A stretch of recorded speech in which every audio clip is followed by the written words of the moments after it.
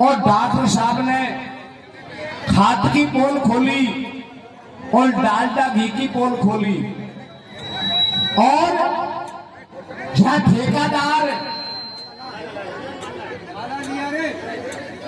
हर building में कच्चे काम करते थे, उनका भी इलाज किया। मैंने एक दिन मोबाइल पे देखी तो डॉक्टर साहब ने पूरी की पूरी बिल्डिंग ढहवा दी। कोई अस्पताल बनो जी की जो उसका कच्चा काम था।